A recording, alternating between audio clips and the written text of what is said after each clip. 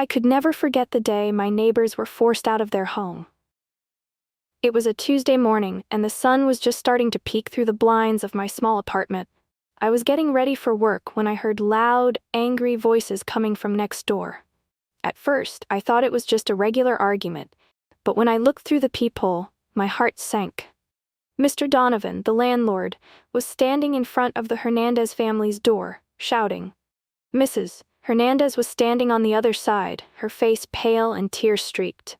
Her two young kids, Miguel and Sofia, stood quietly by her side, looking confused and scared. I told you, no one's allowed to stay here if they can't pay the rent. Mr. Donovan yelled, his face red with anger. Mrs. Hernandez tried to explain, her voice shaking. Please, Mr. Donovan, we're doing our best. My husband's been sick and I've been picking up extra shifts, but we just need a little more time. We can pay you. Please don't throw us out. But Mr. Donovan wasn't listening. He was already turning to walk away, saying coldly, I've given you enough chances. Pack up or I'll call the cops.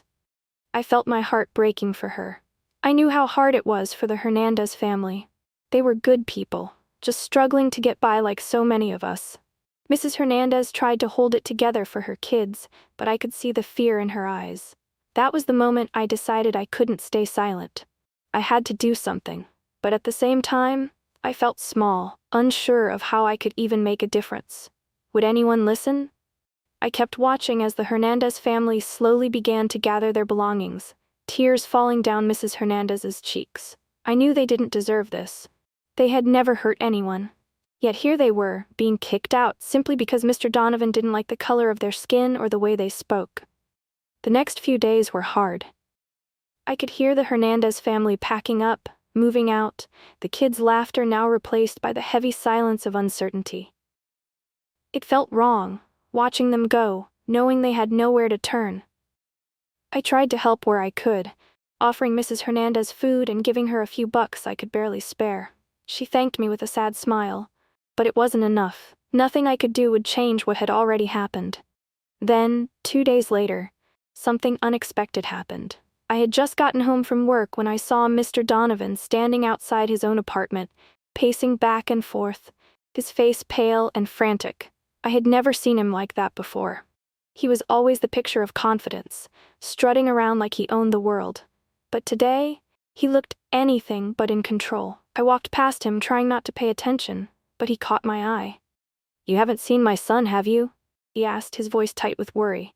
I paused, surprised by the sudden question. No, I haven't. Is he missing? He nodded, his hands shaking slightly. He's been gone for hours. I'm worried. I didn't know what to say. Mr. Donovan's son had always been a quiet, polite young man, but it was hard to feel much sympathy for a man who had treated the Hernandez family so badly. Still, I couldn't ignore the panic in his eyes. Have you called the police? I asked cautiously. Yeah, they're looking for him, but it's not like him to just disappear, he said, frustration rising in his voice. I don't know what to do. Something in his words struck me. I couldn't explain why, but I felt an odd sense of unease in my stomach.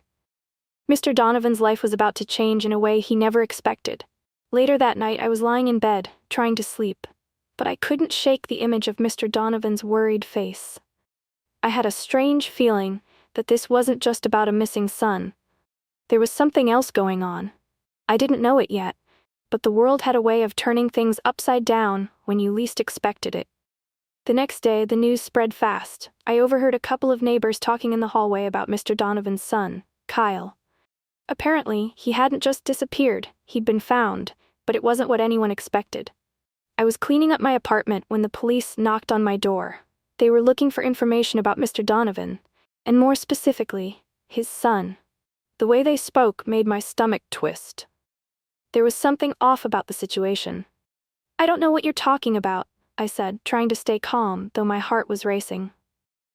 We just need to know if you saw anything strange yesterday evening, one of the officers said. His tone was friendly, but there was a serious edge to it. Anything that could explain Kyle Donovan's disappearance. I shook my head. I didn't see anything unusual. I barely know him. The officers exchanged a look but didn't push further. Okay, let us know if you remember anything. This is important. I closed the door, feeling a growing unease. Something wasn't adding up. The police weren't just concerned about a runaway teenager. There was something much deeper, something more sinister, lurking beneath the surface. Later that afternoon, I saw Mr. Donovan outside again, pacing with his phone pressed to his ear. He didn't seem to notice me watching him from the window. His frustration was palpable as he yelled into the phone, "What do you mean, you can't help? I need it done. Now, do you understand?" It hit me then. Mr. Donovan wasn't just worried about his son. There was something more going on here. He had connections, people he was calling on, trying to fix a situation.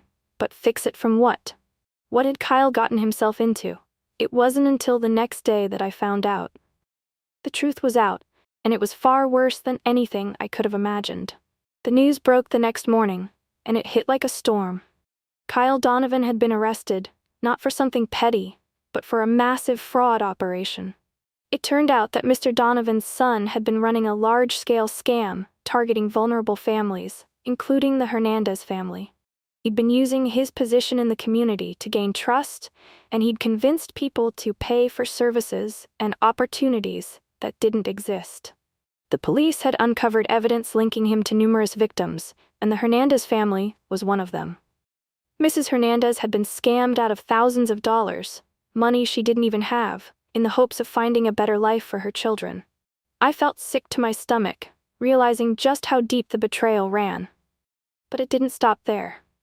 As the story unfolded, we all learned something shocking. Mr. Donovan had known. He wasn't just a worried father, he had been in on it. He had helped his son cover up the scheme, using his position as a landlord to keep people quiet, threatening anyone who got too close to the truth. He'd turned a blind eye to the pain his son caused, just to protect his own interests. And now it was all crashing down.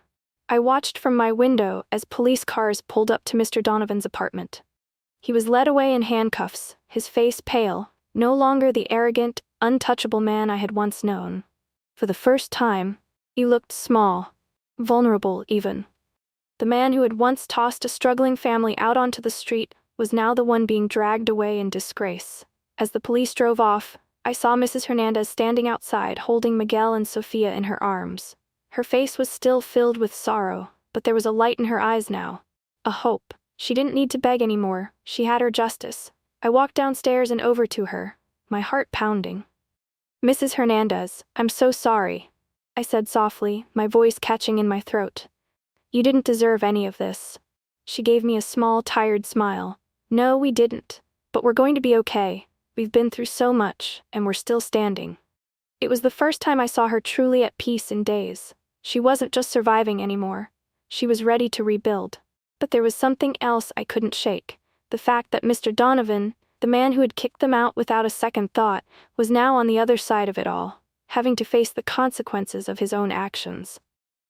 And as much as I felt for Mrs. Hernandez, I knew that the karma of it all was something no one could escape. The following weeks were a whirlwind. The media picked up the story, and suddenly, everyone knew about Mr. Donovan's role in the scam.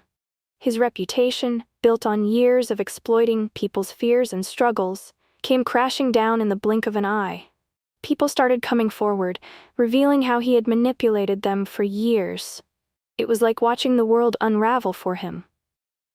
But while the public spectacle unfolded, something shifted in the Hernandez family. They found a new place to live, an apartment much smaller than the one they'd been forced out of, but it was theirs, and they felt a sense of relief. They were no longer at the mercy of someone who thought they could destroy their lives just because he could. And Mrs. Hernandez, despite everything she had been through, started a small cleaning business. Slowly, she was rebuilding what she'd lost. She found a strength in herself that I had never seen before. I ran into Mr. Donovan's former tenants, those he had evicted or ignored, and they began to speak out as well. They shared their stories of how he had mistreated them, charging them extra fees, denying them basic repairs, and threatening them when they couldn't pay on time. It was like a domino effect. The more people came forward, the more his empire of control and cruelty started to collapse. But the most surprising part? It wasn't just about the people he had wronged. It was about the change in him. I saw him once, weeks after his arrest, walking down the street with his head hung low. His shoulders were slumped, and he looked utterly defeated. He had no confidence left, no bravado. His son, Kyle, was facing serious charges, and the full weight of his actions was now pressing down on him. For a moment, I almost felt sorry for him. He was a man broken by his own choices, drowning in the consequences of his greed and cruelty. But then I remembered everything he had done, the way he had treated people like they were disposable. It wasn't sympathy I felt. It was something else. Maybe pity, maybe justice. I wasn't sure. But whatever it was clear to me now that he wasn't the same man who had thrown a family out onto the streets without a second thought. The world had turned against him in a way he never saw coming. As for the Hernandez family, they thrived. They found peace despite everything that had happened. I knew they would be okay. They were stronger now, and nothing could take that away. Thanks so much for watching. I hope you enjoyed the story and found something meaningful in it. If you did, please take a moment to like, comment, and share. It helps so much in spreading the love. And if you're not already subscribed, don't forget to subscribe so you won't miss any future stories. Your support means everything to me and keeps me going. I'd love to hear your thoughts, so drop a comment below. Until next time, take care and keep believing in the power of change.